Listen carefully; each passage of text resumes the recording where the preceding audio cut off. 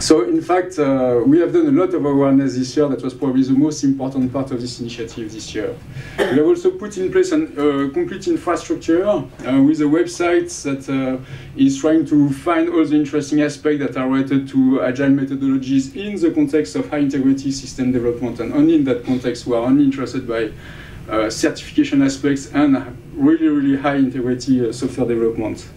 We have put in place a Forge that is already hosting half a dozen projects right now that some of them are starting, some of them, at least one of them is kind of mature now, and several are just on the verge of starting. And we have created mailing lists and forums on which we start to have regular attendance, even though the mailing list is not very active yet. There are more than 100 people from the mil-aero industry, so a lot of people are watching what's happening in this initiative, that's for sure. In terms of kickoff project,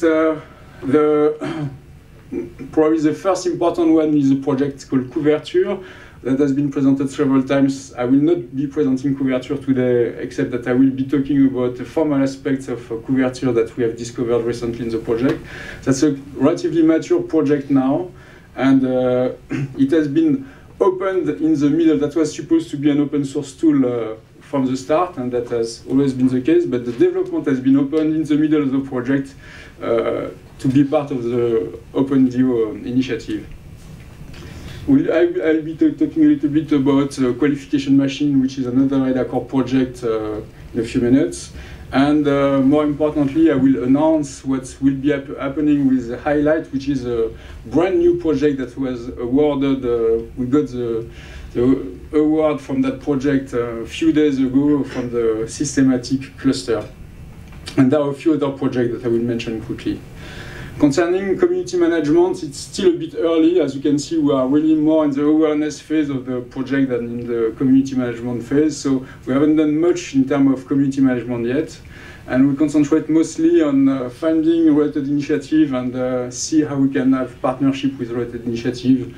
In particular, there are talks about founding a user group for D178C soon in the Toulouse area, so we'll be participating to that. We'll be also participating to all the conferences and the other initiatives that are focusing on formal method agility in the context of high integrity development. So quickly, some OpenView projects. Couverture, I will have a few slides on Couverture later, so I will skip it now. Something for highlight. Concerning the qualifying machine is an agile infrastructure to support qualification of tools for D178B or C. Actually, that's already ready for C. What do I call an agile infrastructure? An agile infrastructure is something that helps you doing delta qualification very quickly. That is to say, what we don't want is to freeze our tools once and for all once they've been qualified, because it's too expensive to requalify them. So once they've been qualified, we want to be in a position to requalify them extremely easily if there are few changes in the tool, or more importantly, if there are not even changes in the tool, but changes in the operational environment. Because it's extremely free.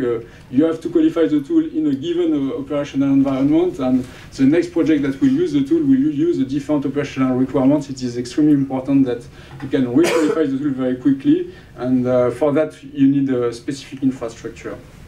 So far we have been using internal technology at EDA core, and what's happening now is that we have put a version of this qualification machine, of this first qualification machine, with everything that is needed to, with some qualification material for one of our own tool, which is GNACheck, a coding standard verification tool. So that people can see how it works, how you can build your tool qualification plan, your quality assurance plan, and so on, and how it is connected with your tool operational requirements and the example the test verifying your tool operational requirements. Our goal here is to develop a new qualifying machine that will be much broader based on the experience of this first demonstration, and we are seeking partners to work with us on that. So if you have needs in tool qualification, we are certainly happy to discuss with you how you could join that project and work together on common technology here.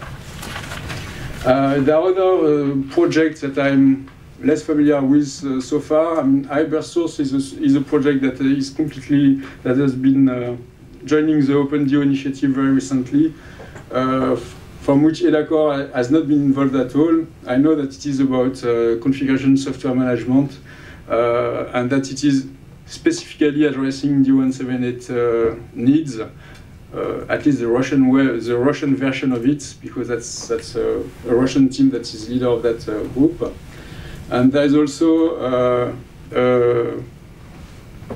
version of GeneAuto, which is an ITAE project whose goal was to generate code from Symlink software through a qualified code generator.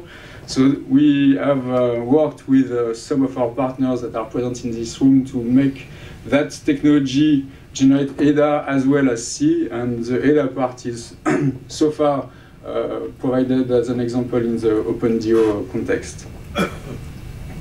There will be new project on this GeneAuto technology in the coming months. Yeah, if you need more information, you can talk to Matteo, who is our focal point about GeneAuto. Matteo, if you can just stand up if you're interested, or with also with Tonu from Krates, who is working with Matteo on that.